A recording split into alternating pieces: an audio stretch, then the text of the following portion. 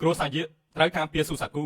ភាពស្រស់ស្អាតត្រូវថែរក្សាពិភពលោកទាំងមូលគ្រឿងសឹកមួយនេះអាចប្រឆាំងនឹងគ្រឿងសឹក10000គ្រឿងសឹកបានលោកគឺជាម្ចាស់នៃគ្រឿងសឹកហើយនឹងការពារសៀនអ៊ូ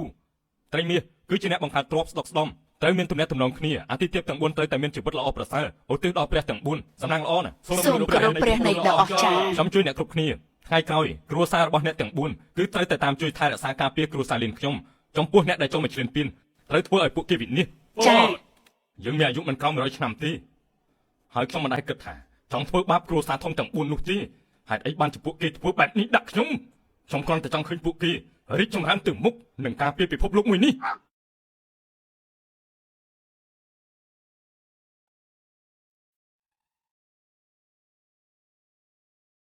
សូមគោរពអធិទេពអ្នកណាឲ្យពួកឯងមកចំគឺលៀងឈុនឈៀវនៅគ្រប់គ្រងនៅណានសិនគឺជាអ្នកមានរាស៊ីនេះអ្នកគ្រប់គ្រងដាវនិងគ្រូពេទ្យគួយគូអធិទេពទាំង3បានត្រឡប់មកដល់ផែនដីសូមឲ្យខ្ញុំមកទទួលលោកអូពួកគេទាំង3នាក់នៅមានជីវិតទេពួកគេពិតជាគិតបានដិតដល់មែនអធិទេពសូមទទួលយកអ្វីដែលពួកយើងបានរៀបចំដើម្បីទទួលលោកផងឯងដឹងហើយមែនទេគ្រួសារធំទាំង4នឹងធ្វើពិធីជួបជុំលើកទី3ពិធីជួបជុំអធិទេពហើយអ្នកដែលគេចង់កំចាត់ចោលនោះគឺខ្ញុំថាម៉េចគឺត្រង់ខ្ញុំនឹងប្រញាប់ទៅបំផ្លាញវាភ្លាមមិនបាច់ទេគ្មានបញ្ជាពីខ្ញុំកុំធ្វើអីផ្ដេសផ្ដាសឲ្យសោះណាខ្ញុំនឹងចាំមើលថាតើពួកគេនឹងធ្វើអ្វីទៀតព្រះហើយកូនស្រីនៃគ្រួសារធំទាំង4បានរួមគ្នាហើយម្នាក់នឹងអង្គុយលើនោះជាអ្នកណាទៅឯងចង់ស្លាប់មែនទេគេជាបេសកជនរបស់គ្រួសារលីវដែលតំណាងឲ្យលីវជាងធានអ្នកប្រុសនៃគ្រួសារលីវមានអំណាចណាស់មែនទេនៅក្នុងហៃឈឹងនេះមនុស្សទាំង4នាក់នេះគឺអាចយកមិចមកអង្គុយបានមានសេដ្ឋកិច្ចនៅហៃឈឹងទាំងមូលរួមទាំងជីវិតឯងនិងខ្ញុំផងដែរបើសិនជាពួកគេចង់ឲ្យអ្នកណាចេញពីទីនេះហើយគឺប្រកាសជាចេញមិនអាចប្រកែកបានទេចំណែកគ្រួសារលីវគឺជាទេវតានៅក្នុងតំបន់នេះហើយថ្ងៃនេះគ្រួសារទាំង4ពួកហើយគ្រប់គ្នាមកដើម្បីធ្វើជាស័ក្តិសិទ្ធិនៅរឿងមួយនេះជាអំណាចនៃ4គ្រួសាររបស់យើងដែលបានដោយការខំប្រឹងប្រែងនិងការផ្ដល់មកពីដូនតាទាំង3ជំនាន់មិនត្រឹមតែសម្រាប់កម្ចាត់បិសាចអាទិទេពទេថ្ងៃនេះគ្រួសារឈានរបស់ខ្ញុំនឹងក្លាយជាអ្នកបំផ្លាញរូបសំណាកសៀនអ៊ូ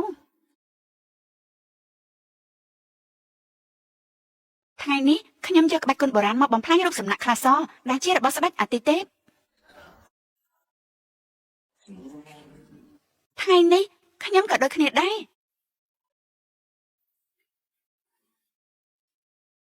រូបសំណាកស៊ូសាគូខ្ញុំសៀលិញអើនឹងមិនសម្រាប់ដាច់ខាតលៀនហ្វឹងនឹងមិនអាចបដូរបានទេអ្នកនាងយេ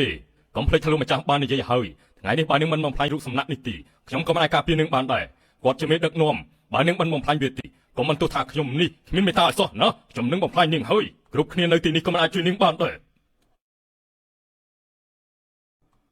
ខ្ញុំនៅទីនេះអ្នកណាហ៊ានធ្វើបាបនាង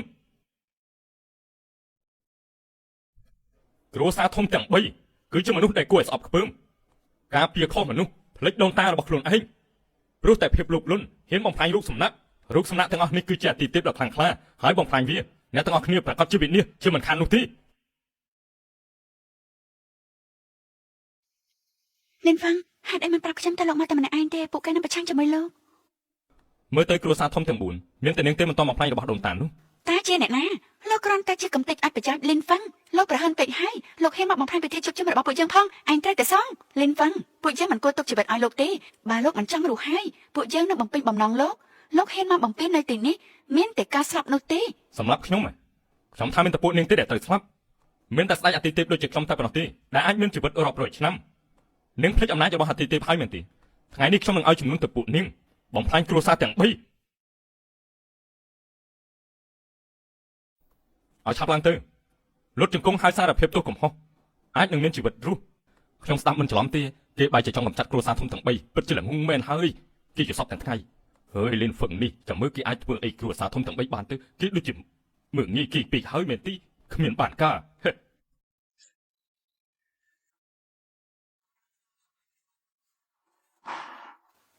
លីនហ្វឹងថោកប្អូបត្រូវបានប្រមូលជាទឹកឃ្មុំចាំមើលពួកលោកអាចធ្វើអ្វីដាក់គ្រួសារទាំង3ពួកយើងបាន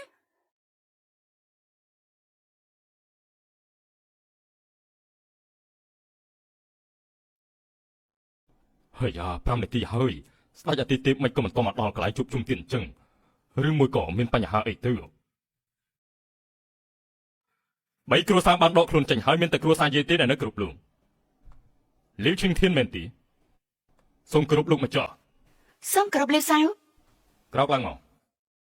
លាវសាវលោកត្រូវដោះស្រាយជាមួយប្រុសម្នាក់នេះគេក្អេងក្អាងណាស់ហើយថែមទាំងចង់បំផ្លាញគ្រួសារទាំង3របស់ពួកយើងទៀតសូមលោកម្ចាស់លាវសាវជួយដោះស្រាយផង តែមានអីទៀតទេអូ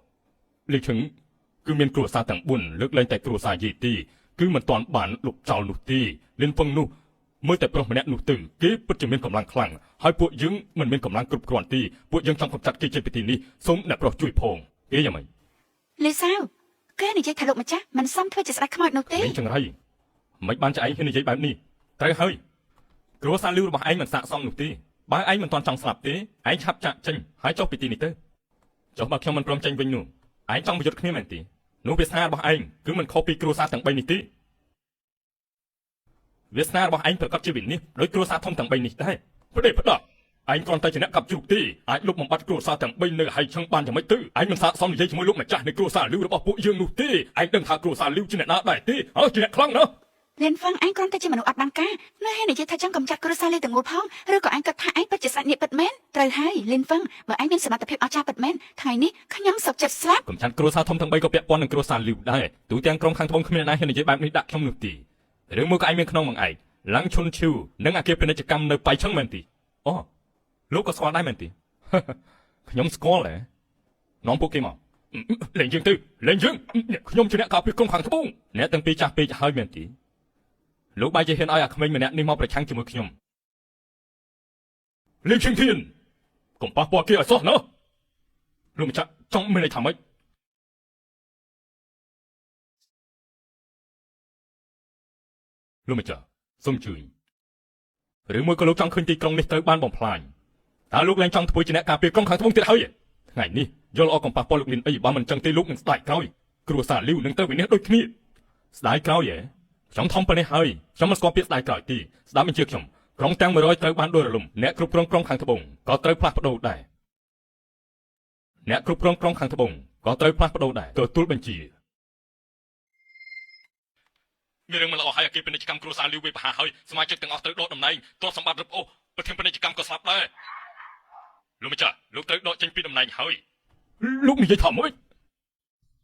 លោកលីនឲ្យខ្ញុំសុំទោសខ្ញុំខ្លាចតែមិនអាចជួយលោកបាននោះទេកុំបារម្ភអីគ្មានអីកើតឡើងនោះទេសូម្បីតែអ្នកទាំងពីរក៏មិនត្រូវបានផ្លាស់ប្ដូរដែរអ្នកទាំងពីរនឹងរុងរឿងជាមិនខាននោះទេរុងរឿងផងហ៎ក្មេងតូចឯងមានអំណួតពេកហើយតើឯងគិតថាមានជីវិតទេដែលឯងមកចង់បំផ្លាញគ្រួសារទាំង3នោះខ្ញុំមានមនុស្សរាប់រយនាក់នៅក្នុងដីខ្ញុំនិយាយតែមួយម៉ាត់ទេឯងនឹងស្លាប់ភ្លាមយ៉ាងលីងឡុងនេះជាលុយ50,000 លានអ្នកគ្រប់គ្រងអាគារហៃឈឹងនេះខ្ញុំប្រគល់ទៅឲ្យនាងហើយណាគ្រប់គ្រងឲ្យបានល្អ អរគុណលាវសាវ លូហានឈុនពេលនេះតំណែងអ្នកគ្រប់គ្រងនៅក្រុងខាងត្បូងទំនីខ្ញុំប្រគល់ឲ្យគ្រួសារជួជាអ្នកគ្រប់គ្រង អរគុណលាវសាវ នេះគឺជាថ្នាំនេះនឹងព្យាបាលដានធីនអាចជួយបង្កើនកម្លាំងធាតុនៅក្នុងរាងកាយរបស់នាងបានអត់ត្រូវហើយខ្ញុំក៏បាននាំទាំឲ្យរាប់រយអ្នកដែរចាប់ពីថ្ងៃនេះពួកគេនឹងជួយខ្ញុំបើកកន្លែងបង្រៀនក្បាច់គុណចាប់ពីថ្ងៃនេះទៅនាងជាអ្នកគ្រប់គ្រងណា អរគុណលាវសាវ ពេលនេះអ្នកគ្រប់គ្រងអស់ហើយរួមទាំងគ្រួសារធំទាំង3កាន់តែមានអំណាចទៀតតើឯងចង់ធ្វើអីទៀតទៅ ខ្ញុំមិននឹកស្មានថាលៀនហ្វាំងបែរជាត្រូវធ្លាក់ក្នុងដៃគ្រួសារទាំង3យើងសោះរួមទាំងរូបសំណាក់ទាំងអស់នឹងត្រូវបំផ្លាញនៅថ្ងៃនេះលៀនហ្វាំងប្រសិនបើឯងដឹងខុសហើយឆាប់រត់ជង្គង់ចុះសុំសេចក្តីស្លាប់ភ្លាមទៅតែឯងក៏បារម្ភបើឯងតាមខ្ញុំទៅដានធានខ្ញុំផ្ដល់ការស្លាប់ដ៏រីករាយមួយឲ្យឯងទៅចុះលៀនហ្វាំងមិនឆាប់រត់ជង្គង់ទៅលៀនហ្វាំងតើពួកយើងគួរធ្វើបែបណាទៅ កុំរំអីមានខ្ញុំនៅទីនេះហើយខ្ញុំដឹងថាគ្រប់គ្នានៅទីនេះគិតថាខ្ញុំមិនអាចធ្វើបាននោះទេលាវឈឹងធានតើឯងពិតជាគិតថាក្នុងឯរបស់ខ្ញុំមានតែ2នាក់នឹងទេមែនទេបើអញ្ចឹងនៅមានអ្នកណាទៀតក្នុងឯរបស់ខ្ញុំគឺខ្លួនឯងគិតថាអំណាចខ្លាំងរបស់ឯងនៅក្រុមខាងត្បូងគឺខ្លាំងមែនទេតែក្នុងភ្នែកខ្ញុំវាដូចជាសម្អោចមួយក្បាលអញ្ចឹងគ្មានន័យនោះទេឯងចាំមើលអ្នកណាមានអំណាចជាងលោកម្ចាស់គ្រួសារធំទាំង4ត្រូវបានលុបចេញនៅតែគ្រួសារយាយប៉ុណ្ណោះទេលាវឈឹងធានម្ចាស់នៃគ្រួសារលីវបានកំទេចឡើងឈុនលីវហើយលាវឈឹងធានគេហ៊ានប៉ះពាល់មនុស្សរបស់យើងផងគេនៅហ៊ានស្រែកដាក់អតិទេពទៀតគេនោះពិតជា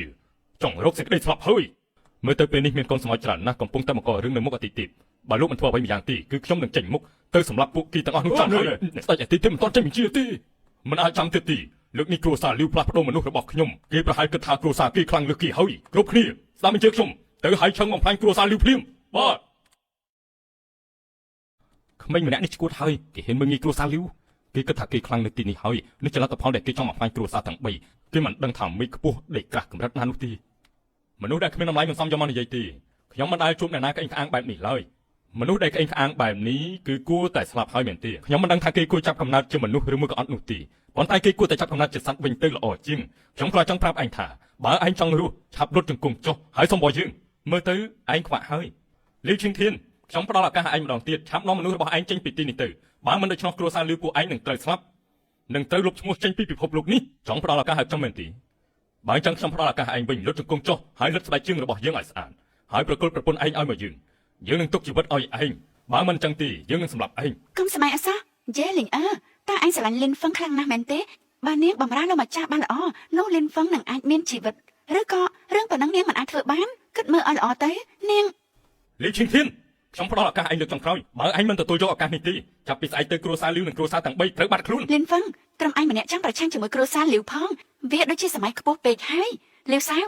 គេបានប្រមាថគ្រួសារលីវកុំលើកលែងឲ្យគេអីខ្ញុំសូមឲ្យលីវសាវសម្រាប់គេទៅសូមលីវសាវសម្រាប់គេទៅសូមលីវសាវសម្រាប់គេទៅ ក្មេងតូចបន្តិចទៀតឯងនឹងស្លាប់ហើយប៉ុន្តែមុននឹងស្លាប់យើងនឹងឲ្យឯងឃើញពីអំណាចនៃលុយនិងអ្វីគ្រប់យ៉ាងដែលយើងមាននៅពេលនេះគឺនឹងធ្វើឯងវិនិច្ឆ័យមិនខានទេស្ដាប់មកជឿខ្ញុំ10នាទីក្រោយត្រូវសម្រាប់ក្មេងប្រុសនេះលើកលែងតែយេលីងអឺព្រោះខ្ញុំត្រូវការនាងសម្រាប់គេភ្លាមទៅហើយយកលីងអឺម្នាក់នោះមកឲ្យខ្ញុំព្រោះខ្ញុំត្រូវការទទួលបញ្ជាឬមួយលីឈីងធានមានអាវុធអីនៅក្នុងខ្លួនគេអាចជាជីវអ៊ីងដែរទេ លីនហ្វឹងទទួលកំហុសទៅខ្ញុំមិនស្មានដល់ទេថាឯងគ្មានអ្នកនៅពីក្រៅខ្នងតែបែរជាហ៊ានប្រឆាំងជាមួយនឹងគ្រួសារលីវឯងពិតជាមិនស្គាល់ភ្នំថៃសានមែននៅជាមួយមនុស្សមេឃនៅជាមួយមេឃលីនហ្វឹងឯងមិនឃើញក្តារមកឈោមិនស្រក់ទឹកភ្នែកមែនឆាប់ដុតជង្គង់ចោះទៅលីនហ្វឹងតើធ្វើបែបណាទៅ លូហានយើងនិយាយថាមនុស្សនៅជាមួយមនុស្សមេឃនៅជាមួយមេឃលីឈីងធានលោកគិតថាទ្រព្យសម្បត្តិនិងជីវិតដ៏ថិតថេរនៅក្នុងលោកនេះតែវាសនារបស់គេគឺនៅក្នុងដៃរបស់គេរៀងខ្លួននោះទេហើយលីនហ្វឹងមើលទៅឯងពិតជាចង់ងាប់មែនទែនហើយមើលមនុស្សនៅទីនេះទៅមានអ្នកណាហ៊ាននិយាយបែបនេះដាក់ខ្ញុំទេចង់យកជីវិតរបស់ខ្ញុំផងឯងខ្ញុំប្រាប់ឯងណាថ្ងៃនេះលីឈីងធានខ្ញុំនៅទីនេះអ្នកណាហ៊ានយកជីវិតខ្ញុំទៅលីឈីងធានខ្ញុំមិនដឹងថាវាសនាគ្រួសារឯងនឹងទៅជាបែបណាទេគាត់ចិនអាមើលទៅក្អេងក្អាងណាងើយឯងចង់ស្លាប់ហើយគាត់គឺយេលីយូណាអ្នកមានបំផុតនៅនគរស៊ីគឺគាត់ដែរលោកម្ចាស់ស៊ីមិនបានជាលោកមកទីនេះបើខ្ញុំមិនមកឯងគឺជាអ្នកខ្លាំងជាងគេនៅនគរស៊ីហើយលីឈីងធានឯងអស់ចានណាអូអត់ទេខ្ញុំមិននឹងអាចប្រៀបធៀបបានទៅនៅចំពោះមុខលោកគ្រួសារលីវមិនអាចប្រៀបធៀបបាននោះទេសូម្បីតែឈ្មោះរបស់ខ្ញុំក៏មិនស័ក្តិសមដែរតើឯងមកទីនេះមានរឿងអីឯងចង់ធ្វើអីលោកម្ចាស់ការពិតមកពីក្មេងម្នាក់នោះទេគេមិនត្រឹមតែចង់បំផ្លាញគ្រួសារទាំង3ទីនៅប្រមាថគ្រួសារលីវខ្ញុំចំពោះមុខអ្នកគ្រប់គ្នាទៀតខ្ញុំមកទីនេះគឺចង់ផ្ដោតមេរៀនឲ្យគេខ្លះ ហើយលោកម្ចាស់សៀក្មេងប្រុសនោះគេមិនចាត់ទុកលោកនៅក្នុងការភ្នែកទេគេបាននិយាយថាទៅជាលោកម្ចាស់សៀមកក៏គេមិនខ្លាចដែរគេពិតជាក្អេងក្អាងណាស់សូមលោកម្ចាស់សៀដាក់ទុកគេ ចាំមើលក្មេងម្នាក់នេះវានៅនិយាយអីទៀតមើលទៅខ្ញុំមិនចាំបាច់ចាត់ការដោយផ្ទាល់ទេលោកម្ចាស់សៀនឹងជួយសម្រាប់វាជាមិនខានឯងនេះមុខក្រាស់ណាស់ហ៊ានប្រមាថលោកម្ចាស់សៀផងលោកម្ចាស់សៀកុំបារម្ភអីខ្ញុំនឹងកម្ចាត់វាចោលលីវឈីងធានកុំប៉ះពាល់គេឲ្យសោះលីវឈីងធានកុំប៉ះពាល់គេឲ្យសោះណាលោកម្ចាស់ចង់មានន័យថាម៉េចលោកម្ចាស់សូមជួយ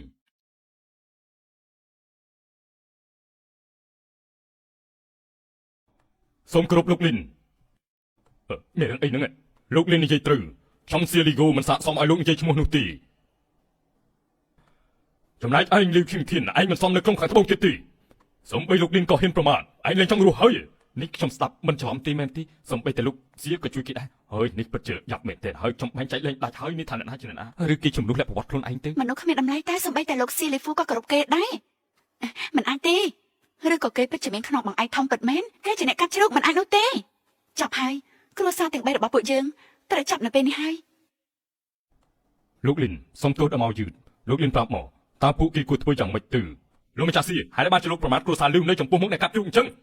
បិទមកទៅលីវឈីងធានឪពុករបស់ឯងក៏មិនហ៊ាននិយាយបែបនេះដាក់គេដែរខ្ញុំខ្លាចថាគ្រួសារលីវរបស់ឯងនឹងរលាយហើយមិនក៏មិនឆាប់លុតជង្គង់សុំទោសលោកលីនភ្លាមទៅបានហើយទ្រព្យសម្បត្តិរបស់គ្រួសារលីវច្រើនលើសពីអាចរាប់បានជាថ្នាក់ទី1នៅក្រុមខាងត្បូងសូម្បីជីវិតខ្ញុំក៏គេចង់បានដែរខ្ញុំមិននឹងហ៊ានឲ្យគេលុតជង្គង់ទៅទេលោកម្ចាស់លីវលីវឈីងធាន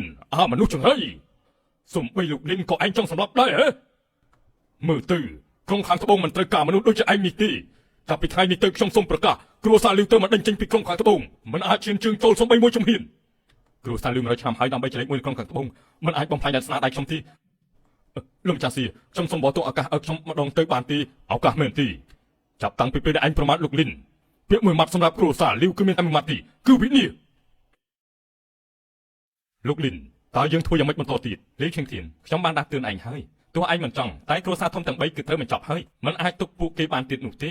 ចាប់ពីថ្ងៃនេះទៅខ្ញុំមិនចង់ឃើញមុខពួកគេទេបាទចូលមកអូគេចេញទៅក្រៅអាទីទៀតមិនចង់ឃើញមុខគេទៀតទេលោកម្ចាស់ស៊ីលោកម្ចាស់ស៊ីផ្ដល់ការខ្ញុំម្ដងទៅលោកម្ចាស់ស៊ីហើយយ៉ាគេអុកចេញទៅក្រៅហើយនោះ លិនហ្វឹងខ្ញុំឈិនលេងឡុងមានភ្នែកមិនស្គាល់ភ្នំថៃសានសូមលោកផ្ដល់ឱកាសមិនថាធ្វើជាកូនឬសេះក៏ខ្ញុំយល់ព្រមដែរខ្ញុំក៏ជាមិត្តរបស់គ្រួសារយេសូមអត់ទោសខ្ញុំផងទុកជីវិតឲ្យខ្ញុំផងខ្ញុំក៏មានទំនាក់ទំនងជាមួយគ្រួសារយេខ្ញុំយល់ព្រមបម្រើគ្រួសារយេគ្រប់គ្នាប្រមាថខ្ញុំជាអ្នកកាប់ជ្រូកចង់សម្លាប់ខ្ញុំតែពេលនេះដឹងថាខ្ញុំមានអំណាចបែរជាចង់តោងឡើងទៅវិញខ្ញុំប្រាប់អ្នកគ្រប់គ្នាមិនស័ក្តិសមនោះទេពួកនាងប្រមាថខ្ញុំវាលើសពេកហើយនៅចង់សម្លាប់ខ្ញុំថែមទៀតលោកសៀបាទតាមនាំពួកគេចេញទៅបាទ អត់ទេលិនហ្វឹងលោកមិនអាចចាប់ខ្ញុំទេពួកយើងទាំង4គឺជាកូនស្រីហៃឈិនមិនថាគ្រប់យ៉ាងឬរូបរាងគឺមិនខុសពីយេលិនលិនហ្វឹងបើលោកព្រមខ្ញុំអាចបម្រើលោកអស់មួយជីវិតនាងធ្វើបានតែប៉ុណ្្នឹងទេខ្ញុំមិនត្រូវការទេថាទៅលិនហ្វឹងលែងខ្ញុំលីងពេលនេះគ្រួសារធំទាំង3លុបបាត់ហើយនៅហៃឈឹងគឺមានតែគ្រួសាររបស់អូនទេល្អ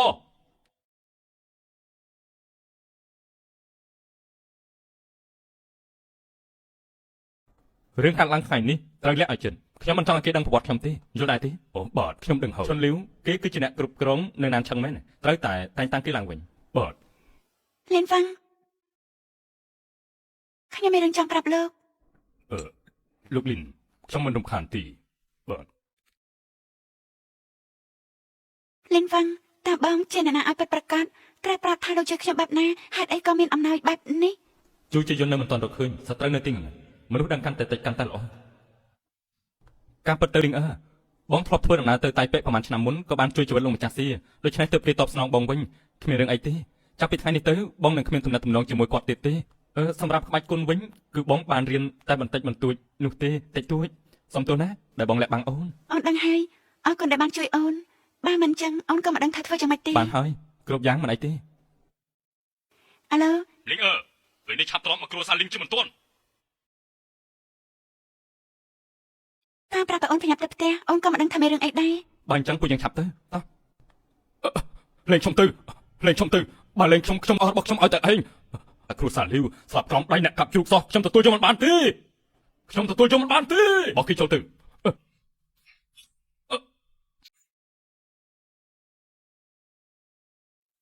បងប្រធំបងមកហើយយ៉ាងម៉េចគ្រាន់តែអ្នកកាប់ជ្រូកម្នាក់ក៏អាចធ្វើឲ្យឯងទៅជាបែបនេះហើយមែនទេតើឯងសមជាគ្រួសារលីនដែរពិតជាគ្មានបានការមែនបងធំលោកម្ចាស់សៀវគឺជួយអាម្នាក់នោះណាអញ្ចឹងហើយបានជាខ្ញុំបងធំទុកជីវិតឲ្យខ្ញុំផងតើឯងស័ក្តិសមឲ្យយើងទុកជីវិតឲ្យដែរទេសៀលីយ៉ូដោយសារតែក្រោយខ្នងគេមានទេវតាដើររួមទាំងយិនទាំង9នៃអាទិទេពគេបានពាក់ព័ន្ធជាមួយលីនហ្វឹងពេលនេះការតបស្នងគឺត្រូវបានបញ្ចប់ហើយពេលនេះលីនហ្វឹងនៅតែជាសម្រាមតែមើលទៅគេត្រូវការយេលីនពិតមែនបងធំពេលនេះលីនហ្វឹងគេត្រូវតែស្លាប់គេមិនអាចនៅរស់នោះទេបងធំបងដឹងហើយពេលនេះយើងត្រូវកម្ចាត់គេ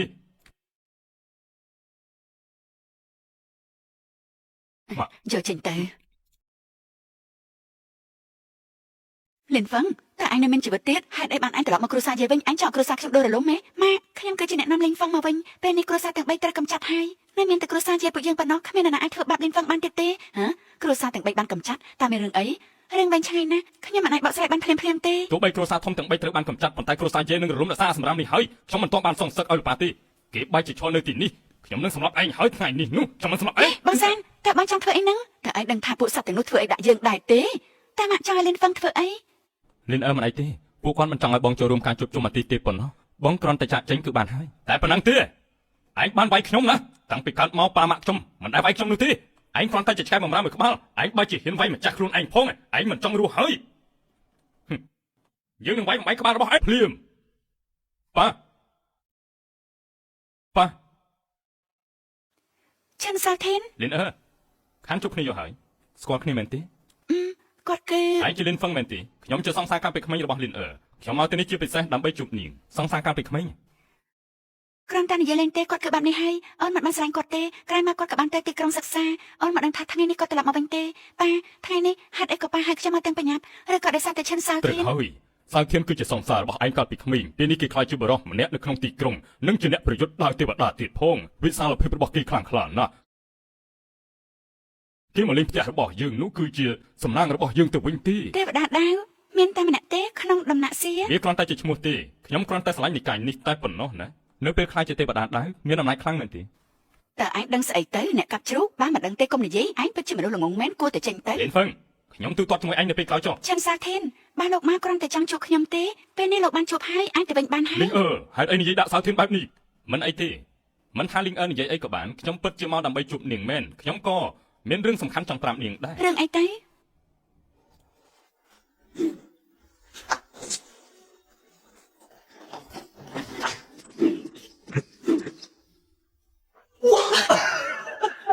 លីងខ្ញុំឮថាគ្រួសារយាយកំពុងដួលរលំខ្ញុំមកមានបំណងចង់ជួយទេហើយវាក៏ជាកាតព្វកិច្ចរបស់ខ្ញុំដែរ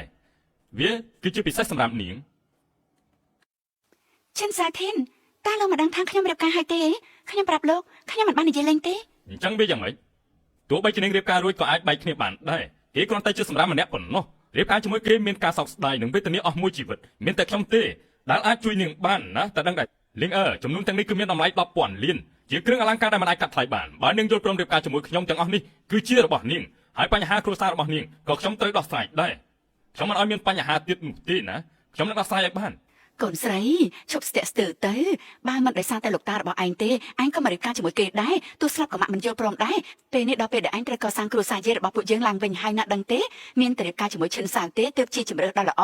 ត្រូវហើយបងស្រីឆាប់លេងលះជាមួយអាសម្រាមនោះទៅបន្ទាប់មកគ្រួសារពួកយើងនឹងខ្លាចជាអ្នកមានហើយលីងម៉ាក់របស់ឯងនិយាយត្រូវលីនពងមិនបានរស់នៅក្នុងពិភពជាមួយយើងទេដល់ពេលដែលត្រូវបែកគ្នាហើយលីនហ្វឹងខ្ញុំដឹងថាឯងរៀបការព្រោះតែលុយក្នុងកាតនេះមានលុយ100 លានបើឯងព្រមលេងលះលុយនេះគឺជារបស់ឯងលុយនេះឆាប់យកទៅ100 លានណាច្រើនណាស់ លិនហ្វឹងមិនក៏មិនបញ្ញាប្រកាសនោះទៅហើយចេញពីទីនេះទៅ ត្រូវហើយលីនហ្វឹងនេះជាឱកាសល្អឯងអាចយកលុយនោះទៅរស់នៅស្រួលពេញមួយជីវិតហើយណាតែដឹងទេកុំថាឡើយ100 លានទោះបីជា1000 លានក៏ខ្ញុំមិនបែកគ្នាជាមួយនឹងលីងដែរមិនលេងលះទេខ្ញុំមិនលេងលះទេ លិនហ្វឹងខ្ញុំជាលិញនឹងមិនលែងលះដូចគ្នាក៏មិនបោះបង់លិនហ្វឹងនោះដែរលិញឯងឈួតហើយឈិនសាវជាបរិះល្អនៅក្នុងទីក្រុងម្នាក់ថែមទាំងជាសិស្សរបស់ទេវតាដាវឯងមិនដឹងទេថាទេវតាដាវអស់ចាស់ប៉ុណ្ណាដែរទេសូម្បីអាគេទាំងមូលក៏គាត់អាចពុះបំបែកបានដែរឯងត្រូវរៀបការជាមួយឈិនសាវមិនថាតែហៃឈឹងឬក្រុងភៀកខាងត្បូងទេក៏ជារបស់គ្រួសារយើងដែរ បងស្រីមិនបានច្បងមិនមើលឃើញទ្រព្យសម្បត្តិដែលធ្លាក់ពីលើមេឃអញ្ចឹងភ្ញាក់ខ្លួនទៅកំពុងត្រូវអាសម្រាមនេះបោកប្រាស់ហើយត្រូវហើយលីងពេលនេះគ្រួសារយើងដួលរលំហើយសាវធានជាអ្នកជួយគ្រួសារយើង ខ្ញុំនិយាយលេងមិនចង់បានទ្រព្យសម្បត្តិឬអំណាចនោះទេខ្ញុំត្រូវការតែលិនហ្វឹងឯង លីនហ្វឹងខ្ញុំដាស់តឿនឯងណាកុំងងពេកខ្ញុំគ្រាន់តែនិយាយតែមួយម៉ាត់ទេលុយ100 លាននឹងមកដល់ភ្លាមឯងមានអីប្រៀបធៀបជាមួយនឹងយើងទៅ100 លានណាតាមពិតដែរទេ យ៉ាងម៉េចឯងគិតថាឈឹងសាវធ្វើមិនបានមែនទេក្នុងហបឯងសូម្បីតែ$100គ្មានផងយកទឹកឆ្លោះមើលខ្លួនឯងផងទៅតើបានដែរទេពិតមែនទេចុះបើខ្ញុំអាចឲ្យថ្លៃបណ្ដាការលើសឈិនសាវវិញនោះគិតយ៉ាងម៉េច បានបើសិនជាឯងក្នុងពេល1នាទីអាចរកប្រាក់មកលើសយើងបានពិតមែននោះយើងនឹងលុតជង្គង់ចំពោះមុខឯងជាអ្នកនិយាយទេណាបើសិនជាឯងធ្វើបានទេនោះឯងត្រូវតែលេងលះជាមួយនឹងលីងហើយលុតជង្គង់ចំពោះមុខខ្ញុំវិញតើបានដែរទេ លិនហ្វាំងកុំចាប់ព្រមអីពេលនេះយើងមិនអាចឲ្យលោកម្ចាស់សៀជួយបានទៀតទេ លីងកុំបារម្ភអីបន្តិចទៀតពួកយើងនឹងមានកូនប្រុសម្នាក់ហើយបានខ្ញុំសន្យា តែក្មេងនោះពិតជាហ៊ានប្រកួតជាមួយឈិនសាងពិតមែនមិនចេះប្រមាណខ្លួនមែន ល្អណាស់គេប្រកាសជាចាញ់ដោយអាម៉ាស់ពេលនោះមកដល់គ្រួសារយាយយើងមិនចាំបាច់ខាតពេលដេញអាសម្រាមនោះទេមានតែបងប្រុសឈិនសាវនិងទ្រព្យសម្បត្តិបានហើយខ្ញុំត្រៀមរួចហើយទាំងអស់នេះគឺមានតម្លៃ1000 លានបងប្រុសចោះរបស់ឯងនៅឯណាទៅនៅក្នុងកាតរបស់ខ្ញុំមានលុយ100,000 លាន លិនហ្វឹងឯងនេះឈួតហើយឯងមិនដឹងទេយកកាតធនាគារខូចមួយសន្លឹកមកប្រៀបជាមួយនឹងទ្រព្យសម្បត្តិរបស់ឈិនសាវដែលមានតម្លៃដល់ទៅ1000 លានផងយ៉ាងម៉េចវាពិតជាមាន1000 លានមែនទេ ឈប់ធ្វើពុតទៅអ្នកណាក៏ដឹងថាក្នុងហបឯងគ្មានលុយនោះទេបែរជាយកកាតខូចមកបោកប្រាស់គេតែគិតថាពួកយើងនេះងាយបោកប្រាស់ណាស់មែនទេបងប្រុសខ្ញុំដឹងថាឯងចង់ឈ្នះតែខ្ញុំមិនគិតថាឯងបែរជាបោកប្រាស់គេអញ្ចឹងនោះទេមើលទៅអ្នកឈ្នះគេរកឃើញហើយកាតនេះពិតឬមិនពិតពីណាទៅដឹងហើយបើកាតនេះគ្មានប្រាក់100,000 លានពិតមែននោះខ្ញុំលិនហ្វឹងនឹងគោរពពាក្យសន្យា លិនហ្វាំងកុំធ្វើអញ្ចឹងឈិនសៀធាន មើលទៅប្រហែលជាត្រូវចប់មែនទែនហើយសុភាពបរោះត្រូវតែគោរពពាក្យសម្ដីលិនកុំបារម្ភអី បងហ៊ានប្រកួតបងត្រូវតែហ៊ានឈ្នះឈិនសាធានត្រៀមតែហៅប៉ារបស់ឯងទៅលៀនហ្វឹងមនុស្សសម្រាប់ឯងនេះបើមិនចង់ស្លាប់ទេលុយដល់ទៅ100,000លានណានេះខួរក្បាលឯងមានបញ្ហាហើយមែនទេ បានហើយលិនហ្វឹងឯងរស់នៅក្នុងគ្រួសារយាយពួកយើងច្រើនឆ្នាំហើយឯងត្រូវការអីរឿងអីពួកយើងមិនដឹងឯងសម្លឹងឃើញតែលុយប៉ុណ្ណោះល្អណាស់បើឯងចង់ស្លាប់នោះកូនស្រីខ្ញុំក៏រៀបការជាមួយឈិនសាធានបានពិតជាងាយស្រួលខ្លាំងណាស់ លិនហ្វឹងក្នុងនាមជាកូនប្រសារគ្រួសារយេឆាប់លុតជង្គង់ចុះទទួលស្គាល់កំហុសទៅនឹងលែងលះភ្លាមយើងអាចសុំបោះឈិនសាយទុកជីវិតឯងបាននេះជាឱកាសចុងក្រោយជង្គង់របស់ខ្ញុំគឺមានតម្លៃណាស់ហើយចុងក្រោយខ្ញុំនៅតែជាអ្នកឈ្នះឯងហើយបានលិនហ្វឹងបើឯងរឿងរូបបែបនេះកុំអន្ទោសគ្រួសារយេមិនបានដាស់តឿនឯងណាធនាគារនៅហៃឈឹងមកដល់ ហេតុអីបានជានាយកធនាគារមកទីនេះ គឺខ្ញុំតែហៅ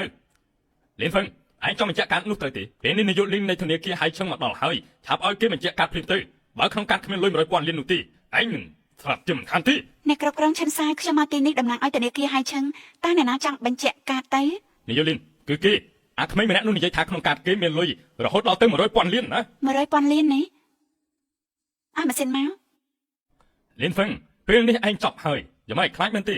អត់ទេខ្ញុំមានរឿងអីទៅខ្លាចពិនិត្យមើលទៅ នេះគឺកាតនេះ នាយកលីនមានរឿងអី វាគឺជាកាតនេះឬក៏គាត់ជាហេរ៉ូកាតនេះ កាតនេះខ្ញុំដូចធ្លាប់ស្គាល់ឬក៏ជាកាតនោះកាតនេះខ្ញុំធ្លាប់ស្គាល់ឬក៏ជាកាតនោះ មានតែអ្នកដែលមានលុយលើសពីរាប់ពាន់លានទើបអាចមានកាតនេះបច្ចុប្បន្នមានតែ5អ្នកតែប៉ុណ្ណោះដែលមានកាតនេះ ថាម៉េចលុយរាប់ពាន់លានណាមិនអាចទៅរួចទេមនុស្សសម្រាប់ដូចជាគេមិនអាចមានលុយយ៉ាងនេះទៅ មែនហើយនាយកលីនប្រកាសជាមានការយកច្រឡំមិនខានពិនិត្យម្ដងទៀតទៅ ពេលនេះខ្ញុំមិនចង់និយាយជាមួយឯងច្រើនទៀតនោះទេឆាប់លុតជង្គង់ភ្លាមទៅឯងប្រហិនណាស់ឯងហ៊ានឲ្យខ្ញុំលុតជង្គង់ផងមែនទេបើមិនលុតទេចាំខ្ញុំជួយឯងគ្រូសាឡុងនៅទីក្រុងមកដល់ តែកាតនេះមើលទៅមិនដូចកាតផ្សេងៗទៀតដែលខ្ញុំធ្លាប់ជួបទេ ប្រកាសចាំមិនដូចហើយព្រោះអីកាតនេះខ្លាញ់ខ្លាយទេខ្លាញ់ខ្លាយហេតុអីក៏ឯងដឹងថាកាតនេះខ្លាញ់ខ្លាយព្រោះក្នុងដៃរបស់យើងមានកាតនេះពិតប្រាកដហើយកាតរបស់ឯងគឺមិនដូចនោះទេមើលទៅមួយណាខ្លាញ់ខ្លាយនឹងពិតប្រាកដនោះឈិនសៅក៏មានកាតនេះដែរគាត់ជាអ្នកខ្ពង់ខ្ពស់ក្នុងក្រុងនេះជាលុយ100,000លានសម្រាប់គាត់គឺងាយស្រួលបំផុតហើយមិនអាចថាជាខ្លាញ់ខ្លាយទេ ពិនិត្យកាតទាំងពីរនេះទៅ តែហេតុអីកាតនេះមានពណ៌ទឹកប្រាក់និងរូបសញ្ញានេះកាតលីងពឹងមានពណ៌ទឹកមាសសញ្ញានៃនេះទាំង8ពិតជាខុសមែន ខ្ញុំគ្រាន់តែនិយាយថាវាមិនដូចកាតដែលខ្ញុំធ្លាប់ឃើញតែបើលោកឈិនសៀវមិនយកកាតគាត់ចេញមកទេខ្ញុំប្រហែលត្រូវក្មេងនេះបោកប្រាស់ហើយល្អណាស់លីនហ្វឹងអញហ៊ានបន្លំកាតរបស់ធនាគារផងឯងនេះប្រហែលណាស់ នាយកលីនគួរតែមានវិធីចាត់ការចំពោះមនុស្សដែលបោកប្រាស់ហើយ ការខ្លាចបន្លំកាតធនាគារនឹងត្រូវចាប់ទោសអស់មួយជីវិត លីនហ្វឹងមើលទៅឯងពិតជាស្ទាត់ក្នុងការបោកប្រាស់គេមែនឯងគួរឲ្យអាណិតពេកហើយពេលនេះឯងត្រូវប្រឈមមុខនឹងការពិតហើយត្រូវហើយកាតខ្ញុំគឺនេះប៉ុន្តែមិនដោយកាតផ្សេងនោះទេទីបំផុតឯងទទួលស្គាល់ហើយឆាប់លុតជង្គង់សុំទោសនិងសារភាពទោសព្រាមទៅកុំឲ្យគេយល់ច្រឡំថាគ្រួសារយាយរបស់យើងនេះជាគ្រួសារបោកប្រាស់នោះប្រកាសជាចប់ហើយតែមិនមានន័យថាជាកាតខ្លាញ់ខ្លាយទេ វាជាកាតខ្លាញ់ខ្លាយ ឈ្មោះរបស់កាតនេះគឺវាមានស្ដេចនេះមើលអាគារទាំងមូលទៅគឺផ្លាស់ប្ដូរឥតខ្ចោះឯងមិនមានកាតនេះព្រោះឯងគ្មានទ្រព្យសម្បត្តិគ្រប់គ្រាន់ ថាម៉េចកាតវាមានស្ដេចនេះឯងគឺជាក្មេងសោះកុំចង់បោកប្រាស់គេអីណាយល់ដែរទេ កាតវាមានស្ដេចនេះលៀនហ្វឹងដល់ពេលនេះហើយឯងនឹងមិនទទួលស្គាល់កំហុសទៀតទេខ្ញុំក៏មិនអាចលឺពីកាតនេះដែរទើបតែមានឯងម្នាក់ទេណា កងកែបក្នុងអណ្ដូងគឺបែបនេះធ្វើមិននឹងឯងស្គាល់របស់នេះទៅខ្ញុំស្គាល់អ្នកដែលចេះមើលកាតនេះថាខ្លាញ់ខ្លាយឬក៏ពិតល្អលើកនេះខ្ញុំនឹងឲ្យឯងស្លាប់យល់លីនថតកាតទៅ ចាកាតមិនដំណើរការទេ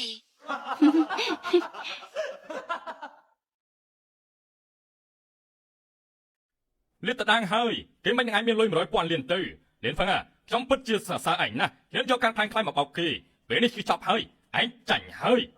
យក្មេងប្រុសពេលនេះឯងអាចរើសបានថាឲ្យយើងសម្រាប់ឯងពីកន្លែងណាមុន អត់ទេ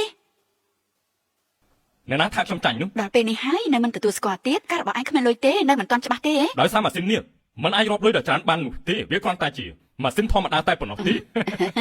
មើលគេចោះលៀនហ្វឹងឯងនឹងមាត់រឹងទៀតហ៎តើឯងចង់ធ្វើពុតដល់ពេលណាទៀតទៅ ម៉ាស៊ីនឆត់កាតឯងរាប់លុយបានរាប់ពាន់លានដុល្លារឯណោះបើលើកលែងតការបស់លោកមានលុយលើសពី10,000លាន ត្រូវហើយគឺច្រើនជាងនេះ នៅតែមិនទទួលទៀតលិនហ្វឹងខ្ញុំប្រាប់ឯងឆាប់លុតជង្គង់សុំការស្លាប់ទៅ បើសិនជាគេចង់បានបែបនេះទៅហើយនាយលីនយកម៉ាស៊ីនដែលឯងរាប់លុយបានដោយមិនកំណត់មួយមក ថ្ងៃនេះខ្ញុំចង់ឲ្យគេដឹងច្បាស់មុនពេលគេស្លាប់ នេះគឺជាម៉ាស៊ីនរាប់លុយមិនកំណត់តែមើលទៅឯងគ្មានលុយក្នុងកាតច្រើនដល់ម្លឹងទេគួរតែឆាប់សុំទោសឲ្យហើយទៅឆាប់បង្ករឿងទៅ កុំនិយាយច្រើនឈប់កាត់ទៅ ឯងបានចាំមើលទៅតើឯងអាចក្អេងក្អាងដល់ណាទៀត មិនបាច់គិតទេលើកនេះប្រាជ័យដូចតែគ្នាទេព្រោះមនុស្សសម្រាប់ដូចជាគេនេះគ្មានលុយនោះទេ ចំនួនទឹកប្រាក់បានបញ្ជាក់ជោគជ័យចំនួនលុយគឺ 10000 10000 លាន លាន10000លានណា មិននឹងអាចទៅរួចទៅ ឈិនសាធានខ្ញុំឈ្នះហើយ មិននឹងអាចទៅរួចទៅហេតុអីគេអាចមានលុយច្រើនបែបនេះបាន ខ្ញុំខ្លាចថាចំនួនលុយនេះគឺធ្វើឲ្យគេខ្លាចជាអ្នកមានជាងគេនៅក្នុងក្រុងនេះហើយគេមិននឹងអាចទៅ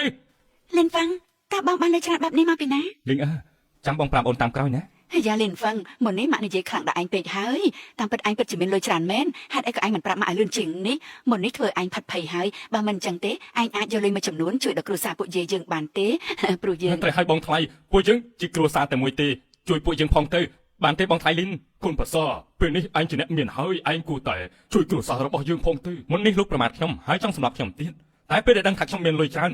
នក៏មកនិយាយថាពួកយើងជាគ្រួសារតែមួយអញ្ចឹងតែមែនទេចង់សួរគ្រួសារយាយវិញតើលោកមានការខ្មាស់អៀនដែរទេ លិនហ្វាំងហេតុអីឯងនិយាយបែបនេះឯងចូលមកគ្រួសារយាយពួកយើងច្រើនឆ្នាំហើយទាំងហូបចុកនិងការស្នាក់នៅឯងមិនចង់សងគុណពួកយើងខ្លះទេ លីនហ្វឹងបងត្រូវខ្ញុំពិតជាមើលមនុស្សមិនខុសមែនចូលគេទៅបញ្ជូគេទៅ ខ្ញុំមិនឲ្យលិនហ្វាំងឲ្យលុយមកកាត់ម៉ាស៊ីនទេព្រោះខ្ញុំនិយាយហើយយ៉ាងណាខ្ញុំមិនប្រចិត្តដែរខ្ញុំនឹងនៅក្បែរបងជានិច្ចឯង គ្រួសារយាយបានចិញ្ចឹមខ្ញុំចាំពិតមែនតែមិនមែនគ្មានតម្លៃទេខ្ញុំជាអ្នកប្រឹងលក់សាច់ជ្រូកដើម្បីចិញ្ចឹមខ្លួនឯងទៅវិញទេគ្រួសារយាយមិនបានឲ្យខ្ញុំសូម្បីតែមួយកាក់មីសេនពេលនេះគ្រប់គ្នា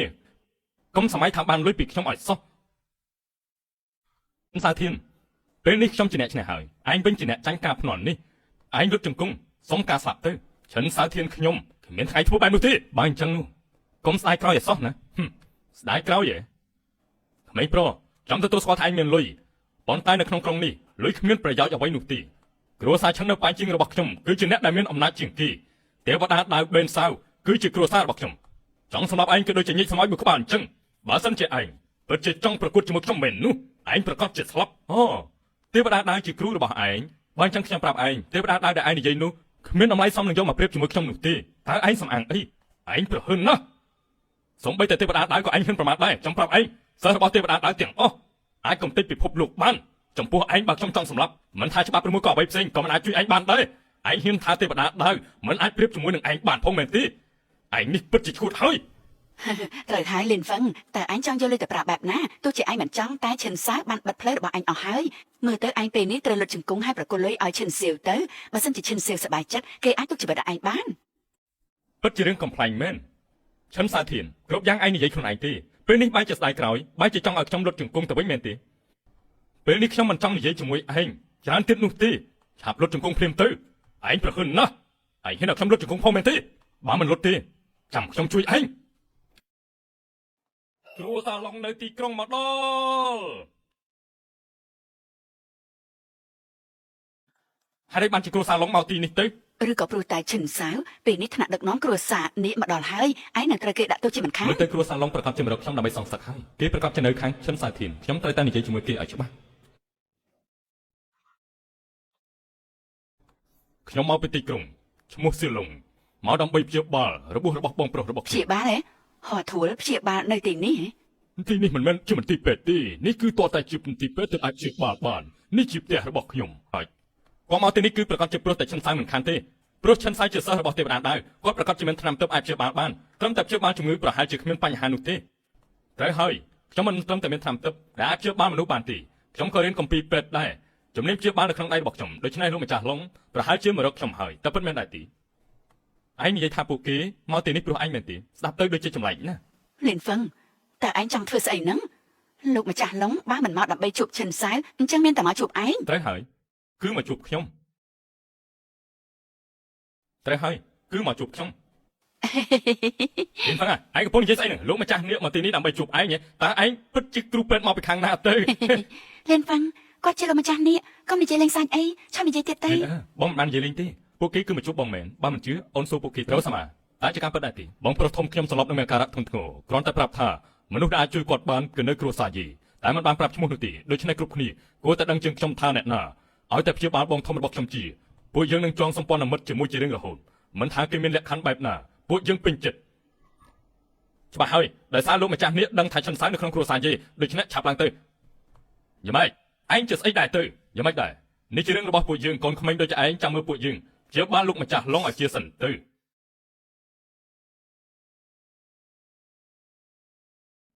តើនេះគឺជាជំងឺអីទៅតើនេះមានរឿងអីឲ្យប្រកបទៅព្រោះតែលោកម្ចាស់មានជំងឺនេះទើបធ្វើឲ្យលោកម្ចាស់នៅស្ងៀមដូចជាគីលក់ជំងឺនេះមិនអាចព្យាបាលទេលោកម្ចាស់ឡងព្រោះអីរយៈពេលគឺយូរពេកហើយថាម៉េចជំងឺនេះធ្ងន់ធ្ងរដល់ថ្នាក់នេះតើពិតជាអាចព្យាបាលបានមែនទេមានណាអាចព្យាបាលបានទេប៉ុន្តែឈិនសៅធានខ្ញុំ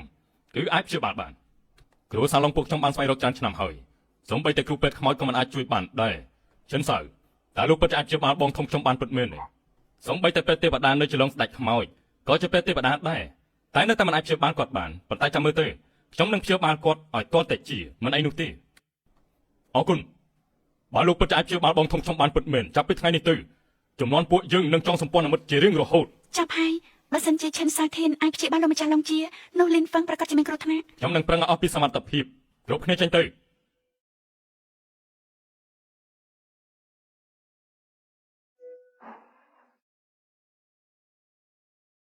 សូមមកជុលទី13ពីឋានសួគ៌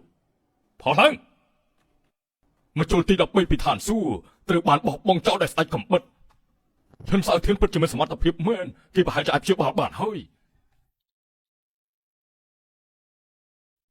មកជុលឋានសួគ៌ទី13រួមខ្ញុំទាំង5បងធំលោកម្ចាស់ធំនៃគ្រួសារឡុងកាន់តែធូរស្រាលវិធីព្យាបាលនេះពិតជាមានប្រសិទ្ធភាពមែនខ្ញុំប្រាំមកជុលទី13ពីឋានសួគ៌ដើម្បីទប់លំនឹងរាងកាយរបស់គាត់បូករួមទាំង5លីងតានវាកាន់តែមានប្រសិទ្ធភាពទ្វេដងអញ្ជើញបានឡុងថៃជីកលិបឆ្នាំនេះគេប្រកាសជាស្លាប់ហើយបានឡុងថៃជីកលិបឆ្នាំនេះគេប្រកាសជាស្លាប់លីនហ្វឹងតើឯងកំពុងនិយាយរឿងស្អីហ្នឹងវាជាពេលរបស់ឈិនសៅគឺពិតជាពូកែខ្លាំងណាស់មិនដូចជាឯងនិយាយទេសម្រាប់ឈិនសៅគឺជាអ្នកខ្លាំងមិនដល់ពេលឯងនិយាយនោះទេគឺខ្ញុំគ្រាន់តែប្រាប់តែប៉ុណ្ណោះទេបើសិនជាឲ្យគាត់លិបឆ្នាំនេះគាត់ប្រកាសជាស្លាប់បើសិនជាលោកមិនជឿទេលីងភឹងឯងកំពុងនិយាយអីឯងដឹងថាឯងធ្វើខុសដែរទេឈិនសៅគេភ្ជាប់បានលោកម្ចាស់ធំបានរីកចម្រើនហើយឯងមានបំណងអីអាល្អិតឯងចង់ធ្វើអីខ្ញុំប្រាំមកជុលទី13ពីឋានសួគ៌ណាលោកឡុងបើក្មេងនេះនៅតែរំខានទៀតនោះខ្ញុំខ្លាចថាលោកម្ចាស់ឡុងមិនអាចព្យាបាលទេដល់ពេលនោះខ្ញុំមិនទទួលខុសត្រូវទេអត់ទេអាល្អិតខ្ញុំគ្រាន់តែចង់ព្យាបាលជំងឺបងប្រុសរបស់ខ្ញុំតែប៉ុណ្ណោះទេបើសិនជាឯងចង់រៀបរៀងគ្រួសារឡុងទាំងមូលនឹងមិនលើកលែងឲ្យឯងនោះទេបើបងប្រុសរបស់ខ្ញុំមានរឿងឯងក៏ត្រូវតែស្លាប់ដូចគ្នាពេលនេះឈិនសៅគេកំពុងតែព្យាបាលឯងកុំមករំខានណាយល់ព្រមបើលោកមិនជឿខ្ញុំមិនរៀបរៀងទៀតទេទុកឲ្យការពិតបង្ហាញទៅសូមជួយ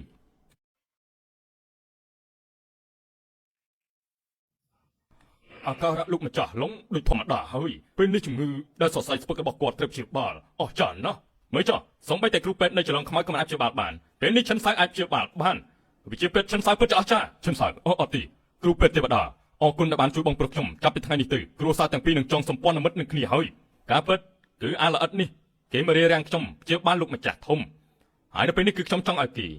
ព្រោះដូចជាឆ្កែពេលនេះឯងមានអីចង់និយាយទៀតដែរទេលៀនហ្វឹងឯងមូលបង្កាច់ឈិនសៅតើឯងចង់លុតជង្គង់សុំទោសទេហ៎មែនហើយសុំទោសទៅលីនហ្វឹងឯងមានន័យថាម៉េច3វិនាទីបន្ទាប់ពីឡុងថៃជីលេបឆ្នាំនេះគេប្រកាសជាស្លាប់ហើយឯងចង់ដាក់បដាសាលោកម្ចាស់ធំមែនទេឈិនហ្វឹងឯងថ្លើមធំពេកហើយរឿងនេះមិនសមលើកមកនិយាយទេឯងជាមនុស្សទេលីនឃើញទេប្តីរបស់នាងនេះគឺជាមនុស្សចង្រៃគ្មានមេត្តាតើនាងពិតជាចង់នៅជាមួយគេទៀតអស់មួយជីវិតទេកុំស្ដាយក្រោយណាឈិនធានសៅ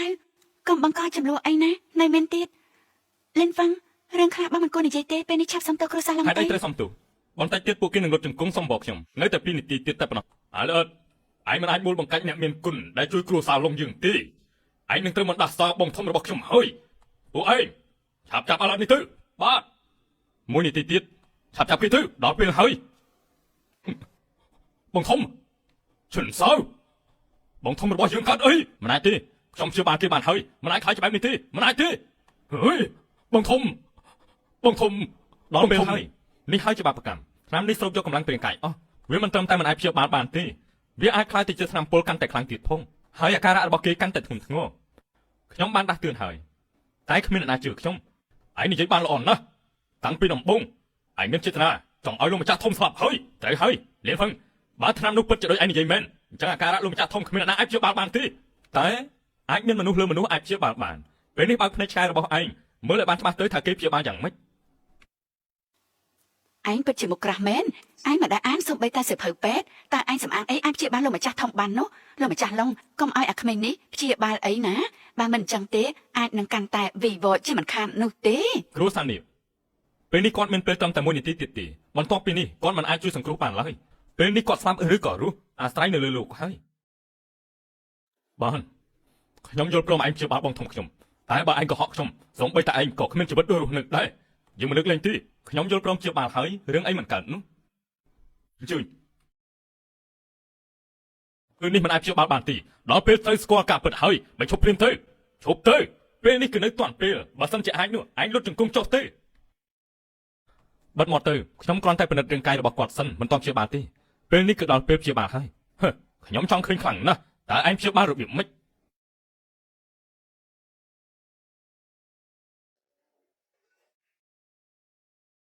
យ៉ាងម៉េចហើយបានហើយពេលនេះសរសៃរបស់គាត់ត្រូវបានព្យាបាលរួចមិនយូរនោះទេជំងឺរបស់គាត់នឹងនៅរស់រាប់ពាន់ឆ្នាំលៀនហ្វឹងតើឯងលេងសើចតែដឹងនេះឯងគ្រាន់តែធ្វើដៃបែបនេះហើយហៅថាការព្យាបាលគួរឲ្យចង់សើចណាស់ ហើយយកលិនហ្វឹងឯងមិនស្គាល់សូម្បីតែសិភៅពេទ្យផងបើជាធ្វើពុតជាព្យាបាលតែឯងមិនខ្លាចទេអី ឥឡូវខ្ញុំដឹងថាឯងពូកែអួតខ្លាំងណាស់តែមិនគិតថាឯងចេះសម្ដែងជួយមនុស្សទៀតតើឯងគិតថាឯងជាអតិថិតែមិនដែរទេឯងនេះកំពុងតែប្រមាថប្រជាពេទ្យរបស់ខ្ញុំហើយណាស់តែដឹងដែរទេឆាប់ឡើងចាប់គេភ្លាមទៅលោកម្ចាស់ហងយ៉ាងម៉េចហ្នឹងបងធំខ្ញុំដឹងខ្លួនហើយបងធំខ្ញុំដឹងខ្លួនហើយ អេពិតជាដឹងខ្លួនមែន លោកម្ចាស់ធំពិតជាដឹងខ្លួនមែនអលអិតលៀនភឹងនេះពិតជាអាចព្យាបាលបានមែនខ្ញុំនិយាយហើយថាសរសៃខ្មៅត្រូវបានដកចេញពេលនេះលោកម្ចាស់ធំដឹងខ្លួនតែនេះមិនមែនជាការព្យាបាលទេមែនទេគាត់នៅខ្សោយមិនទាន់អាចដើរបានឬនិយាយបានគឺត្រូវការប្រើពេលវេលាខ្លះទៀត តើមិននឹងអាចទៅរួចទៅ មិនអាចទេ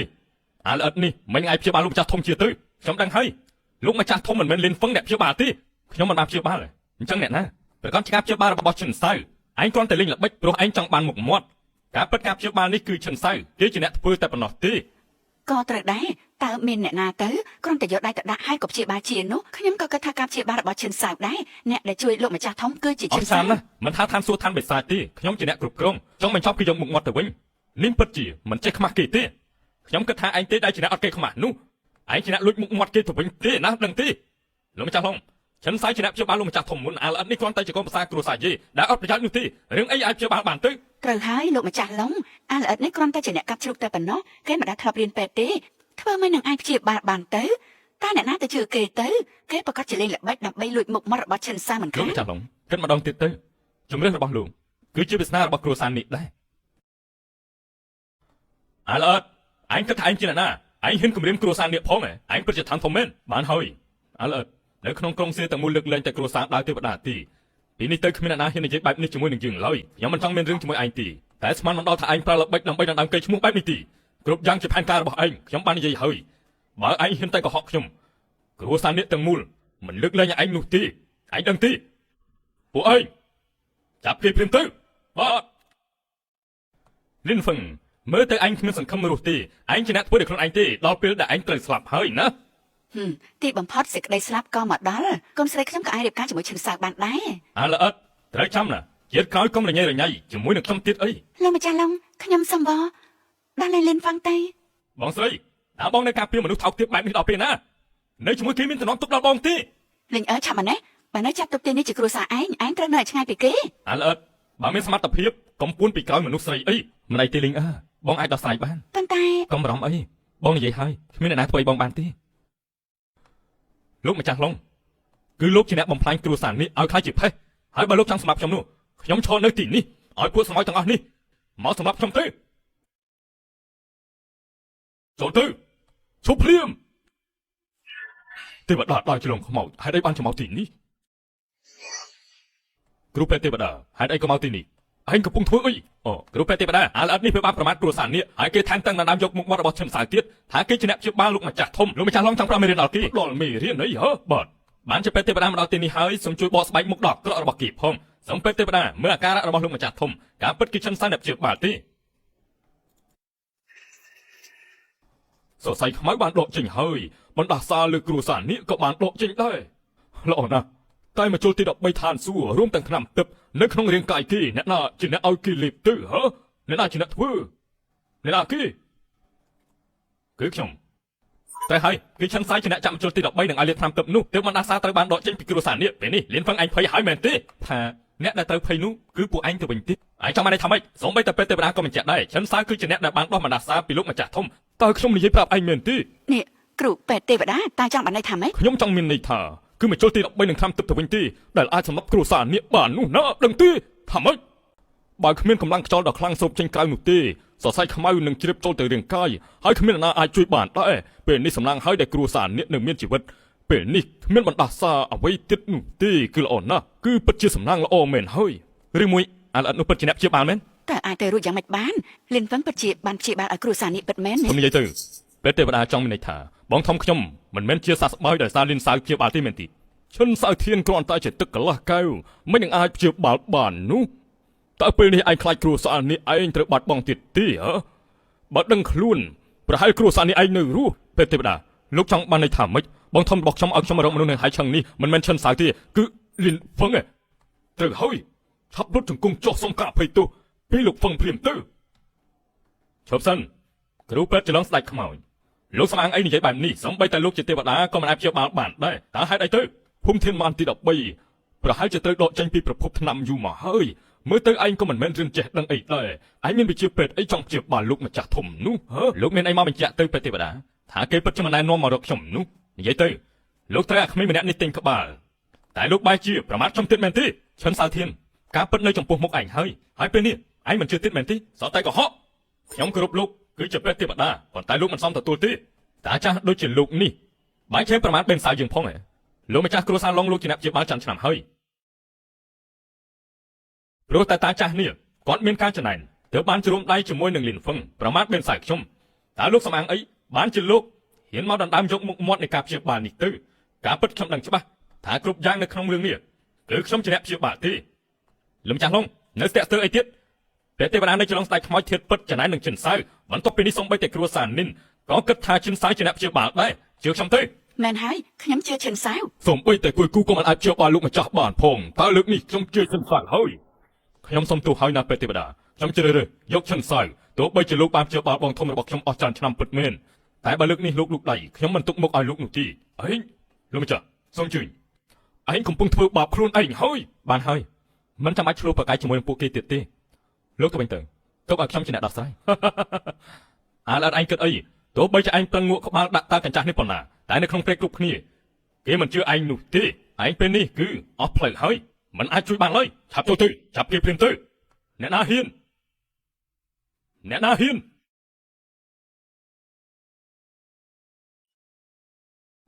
បងធំបងដឹងខ្លួនហើយបងធំនៅមានមុខហៅយើងបងទៀតយើងគ្មានប្អូនដូចឯងទេបងធំពេលនេះជំងឺបានជាសះស្បើយទោះបីជាយើងសន្លប់ប៉ុន្តែយើងដឹងគ្រប់យ៉ាងខ្ញុំដឹងថាលោកលិនជាអ្នកជួយខ្ញុំតែឯងបែរជាជឿបិសាចនោះថែមទាំងចង់ចាប់លោកលិនទៀតឯងមិនស័ក្តិសមនៅក្នុងតកូលនេះទៀតទេឯងត្រូវតែចេញពីគ្រួសារនេះទៅលោកលិនលោកម្ចាស់លិនខ្ញុំដឹងខុសហើយខ្ញុំមានភ្នែកអត់ប្រស័យសូមលោកលើកលែងទោសខ្ញុំផងបានទេខ្ញុំទោសពិតមែនលើកលែងខ្ញុំបានផ្ដល់ឱកាសឲ្យឯងហើយខ្ញុំបានប្រាប់ថាការសម្រេចចិត្តរបស់ឯងជាប្រស្នារបស់ត្រកូលនេះគ្រួសារនេះទុកឯងឬមិនទុកមិនមែនខ្ញុំជាអ្នកសម្រេចទេអូខេចេញទៅបងធំកុំអីបងធំខ្ញុំដឹងខុសហើយបងធំឈិនសៅធានពេលនេះដល់ពេលពួកយើងនិយាយគ្នាហើយឯងត្រូវលុតជង្គង់និងសុំការស្លាប់ពីខ្ញុំចាំឯងឲ្យខ្ញុំលុតជង្គង់ចំពោះមនុស្សសម្រាមដូចជាឯងនេះគ្មានផ្លូវទេខ្ញុំឡងថៃជីបញ្ជាឲ្យឯងលុតជង្គង់ចុះចំពោះលោកលិនឯងធ្វើឬមិនធ្វើរួមទាំងខ្ញុំពេទ្យទេវតាច្រឡងស្ដេចខ្មោចលោកម្ចាស់សៀមកដល់បើសិនជាខ្ញុំឯងស្ដាប់ដែរទីខ្ញុំសុទ្ធតែជាកំពូលអាទិទេពនិងអ្នកមានបំផុតសុទ្ធតែមកទីនេះមានរឿងអីទៅតើនេះមានរឿងអីឈិនសៅធានឯងព្រមលុតជង្គង់ឬមួយក៏អត់ល្អលោកម្ចាស់សៀពេទ្យទេវតាខ្ញុំមិនស្មានថាក្មេងដែលគ្មានប្រវត្តិច្បាស់លាស់ម្នាក់នេះបែរជាអាចហៅលោកទាំង3មកទីនេះតែមិនទាន់គ្រប់គ្រាន់ទេខ្ញុំមិនអាចលុតជង្គង់បានឡើយឯងកុំសង្ឃឹមអីឯងនិយាយថាម៉េចនឹងទោះបីលោកជាគ្រួសារនេះប៉ុន្តែនៅក្នុងលោកនេះមានរបស់ខ្លះមិនមែនជារបស់លោកទេ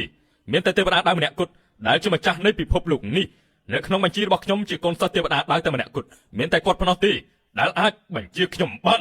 តែដឹងដែរទេ មើលទៅឯងយល់ច្រឡំហើយទេវតាដើរអញ្ចឹងមែនទេទោះបីជាគ្រូរបស់ឯងមកក៏ត្រូវលុតជង្គង់សំពះខ្ញុំដូចគ្នានឹង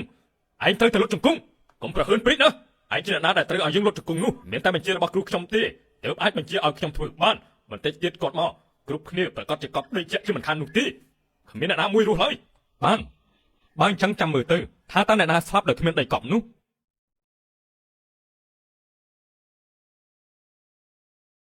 កូនសិស្សរបស់លោកបាននិយាយថាគេនឹងបំផ្លាញលោកម្ចាស់សៀពេលទេវតានៅចន្លងស្ដេចខ្មោចនិងគ្រួសារនេះខ្ញុំទុកពេលឲ្យលោក10នាទីទៅមកដល់ហើយឆឹងអាចចង្រៃនោះមកករឿងទៀតហើយគេចង់ស្លាប់ហើយតែមែនទេអ្នកណាហ៊ានប៉ះពាល់គេលោកគ្រូកូនសិស្សខ្ញុំនិយាយថាអ្នកណាចង់ធ្វើបាបគេថែមទាំងគំរាមឲ្យលុតជង្គង់ទៀតពេលនេះឆាប់សម្លាប់គេចោលទៅគឺគេរួមទាំងលោកម្ចាស់សៀពេលទេវតាចន្លងស្ដេចខ្មោចនិងគ្រួសារនេះទៀតគេមិនបានគ្រប់ដល់ទេវតាដើរទេហើយគេថែមទាំងនិយាយថាទោះជាលោកគ្រូមកក៏នៅទីនេះបង្ខំឲ្យខ្ញុំលុតជង្គង់ដែរឥឡូវឯងថ្លើមធំពេកហើយតើឯងសម្អាងអីហ៊ានប្រមាថទេវតាដើរនោះខ្ញុំនិយាយត្រូវហើយទោះបីជាជួយសើម្ដងក៏គេលុតជង្គង់ដែរបើលោកមិនជឿទេសួរគ្រូរបស់លោកទេលោកគ្រូកុំជឿគេមើលមកកាច់ខ្ញុំទេរៀនច្បងជិនសិនចុងពេលនេះលោកកំពុងលូកដៃល្អបើមិនដូច្នោះទេក៏ត្រូវបង្ហាញបញ្ហាមួយដែរណោះមែនហើយអត្តសញ្ញាណពិតលោកលីនមិនអាចលេងសើចបានទេលោកចាស់ហើយមិនអាចបង្ករឿងតែអ្នកណាអាចធ្វើអីខ្ញុំបានទេហ៊ានប្រមាថកូនសិស្សរបស់ខ្ញុំប្រមាថទេវតាដែរថ្ងៃនេះឯងត្រូវតែស្លាប់បើល្អិតបើឯងលុតជង្គង់ព្រមស្លាប់នោះយើងអាចរើសវិធីស្លាប់ដោយគ្មានការជួយចាប់ឲ្យឯងបានលោកហើយនឹងកូនសិស្សលោកគ្មានការអប់រំបើអញ្ចឹងនោះស្លាប់ទៅជាមួយគ្នាទៅឯងចាប់ទៅមើលទៅយើងនឹងសម្លាប់ឯងកុំអីប្រហើនខ្លាំងណាស់ហ៊ានធ្វើឲ្យដៃរបស់ខ្ញុំជ្រុះផងតើឯងចង់មកហើយមែនទេគឺខ្ញុំរៀមច្បងទាំង3ចង់សម្លាប់ពួកគេមែនទេ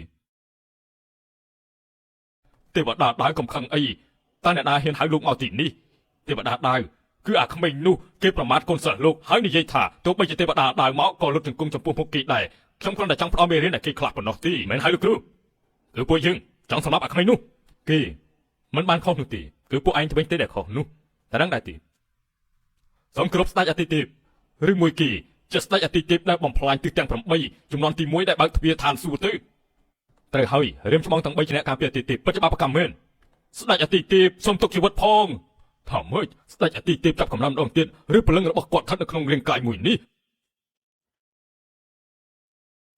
ស្ដេចអាទិទេពត្រូវបានការពារដោយគ្រួសារទាំង4អត់ទេមិនអាចនោះទេគេមិនអាចជាស្ដេចអាទិទេពឡើយគ្មានអ្វីដែលថាមិនអាចទេឆិនសៅធានពេលនេះឯងគ្មានតម្លៃទេអាទិទេពខ្ញុំខុសហើយសូមទុកជីវិតឲ្យផងទុកជីវិតឲ្យឯងប៉ុន្តែឯងអស់ឱកាសហើយស្ដេចអាទិទេពឆិនសៅធានជាសិស្សរបស់ខ្ញុំវាជាកំហុសរបស់ខ្ញុំទេដែលអប់រំគេមិនបានល្អទុកឲ្យខ្ញុំដែលដាក់ទូគេល្អបើអញ្ចឹងប្រគល់គេឲ្យលោកហើយអរគុណស្ដេចអាទិទេពឯងត្រូវឃុំខ្លួននៅរូងភ្នំខាងកើតមិនឲ្យចេញមកទេក៏ទូបញ្ជាលោកគ្រូ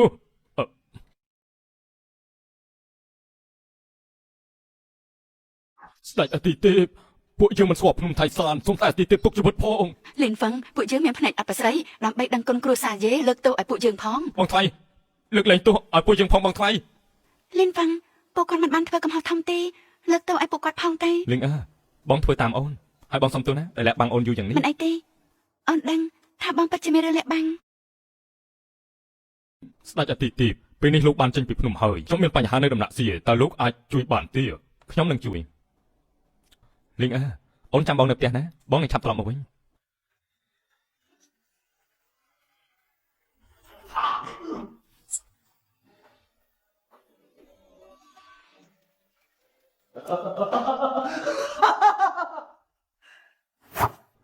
ពេលនេះផែនការរបស់លោកបានជោគជ័យហើយខ្ញុំបានចូលមកក្នុងរូងភ្នំដោយស្នាដៃរបស់ទេវតាដៅហើយ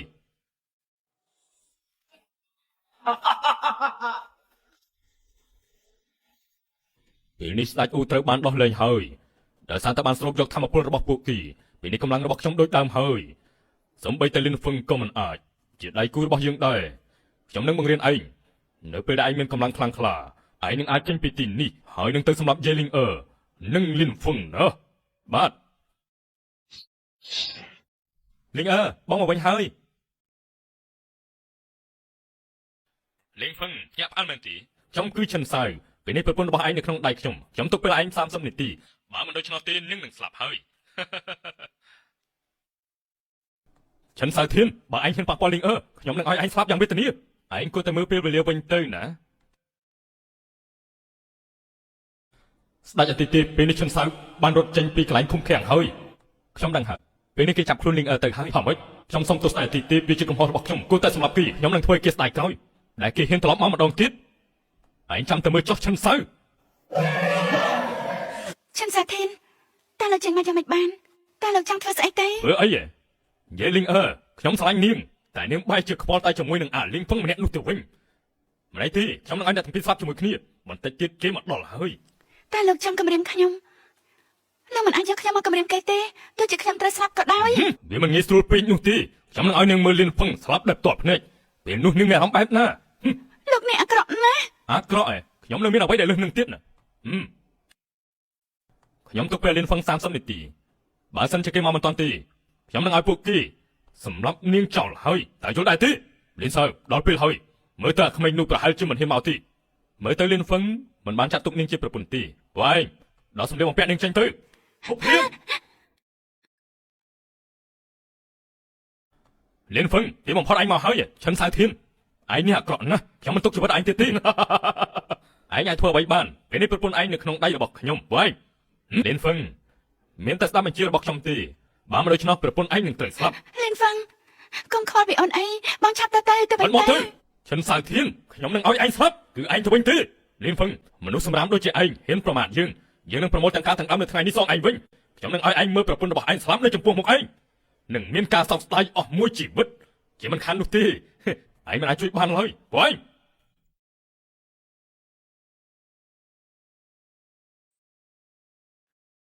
ឈិនសៅធានឯងមិនមែនដៃគូខ្ញុំទេឯងចង់ដឹងថាការដែលត្រូវគេសម្លាប់នោះរសជាតិបែបណាមែនទេលៀនហ្វឹងវាមិនងាយនោះទេអូយលៀនហ្វឹង100ឆ្នាំហើយអាទិទេពទីបំផុតពួកយើងជួបគ្នាម្ដងទៀតហើយជូជឿអ៊ីងឯងពិតជាខ្មោចមែនត្រូវហើយ100ឆ្នាំមុនខ្ញុំមិនអាចសម្លាប់ឯងតែថ្ងៃនេះឯងត្រូវតែស្លាប់ឯងមិនអាចរស់ទេ100ឆ្នាំមុនអាទិទេពបានត្រឹមតែឯងមានរបួសប៉ុន្តែ100ឆ្នាំក្រោយអាទិទេពនឹងសម្លាប់ឯងពិតមែនទេប្រកាសដែរទីនឹងស្ដេចអាទិទេពស្ដេចអាទិទេពពួកយើងមកហើយល្អជូជឿអ៊ីងឯងចង់សម្លាប់ស្ដេចអាទិទេពផងឆ្លងកាត់ពួកយើងសិនទៅពួកឯងគ្រាន់តែជាស្រមោចតែម្ដងទេចូលមកទាំងអស់គ្នាទៅដើរទេវតារងចាំស្ដាប់បញ្ជាសូមចេញបញ្ជាគ្រូសានាគក៏ដូចគ្នាពេលទេវតាក៏ដូចគ្នាខ្សោយណាស់លៀនហ្វឹងនៅតែឯងម្នាក់ទេក្រៅពីនេះគ្មានអ្នកណាជាដៃគូយើងទេឯងចូលមកទទួលការស្លាប់ឲ្យហើយទៅថ្ងៃនេះយើងនឹងមកផ្លាញ់ឯងរួមទាំងសងសឹកឲ្យអ្នកគ្រប់គ្នាហងតាសៀគឺជាដៃឈិនខុនរបស់ពួកកែម្នេះមករួមគ្នាកំចាត់បិសាច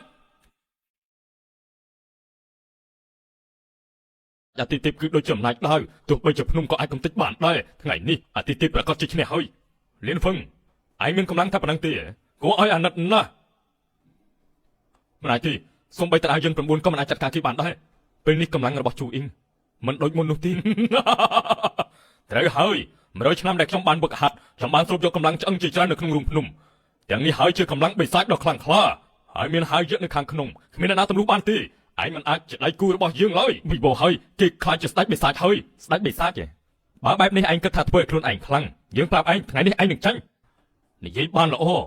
ខ្ញុំមានកម្លាំងជាងឯងឆ្ងាយណាស់តើឯងមានអីយកមកប្រកួតជាមួយខ្ញុំទៅទុកចិត្តចុះខ្ញុំនឹងសម្លាប់ឯងរួចបុកហាត់ឯងឲ្យខ្លាយទៅជាសេនាបិសាចហើយជីវិតរបស់ឯងជារបស់យើងជារៀងរហូតណា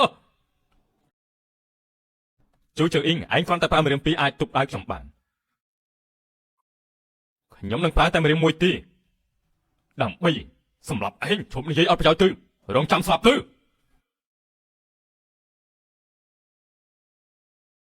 មិនអាចទេមុននេះគេកម្លាំងខ្សោយតើ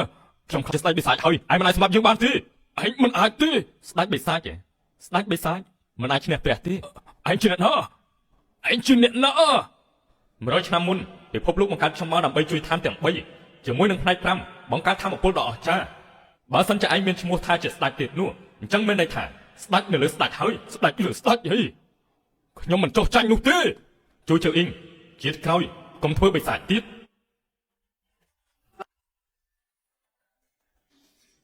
សូមអរទីទេពកំចាត់បិសាចបានសម្រេចសូមអរទីទេពបញ្ជូនបិសាចទៅឋាននរកទៅលៀនហ្វាំងអូនគិតថានឹងមិនបានជួបបងទៀតទេ លីងអើដរាបណាបងនៅទីនេះគ្មានអ្នកណាអាចធ្វើបាបអូនបានទេលីងអើបងនៅមានរឿងមួយទៀតចង់ប្រាប់អូន មានរឿងអី បងរស់នៅគ្រួសារយាយច្រើនឆ្នាំហើយមិនតមកផ្ដល់ការរៀបការដល់អូនទេពេលនេះបងចង់រៀបការជាមួយនឹងអូនតែម្ដងអូនព្រមទេ អូនព្រម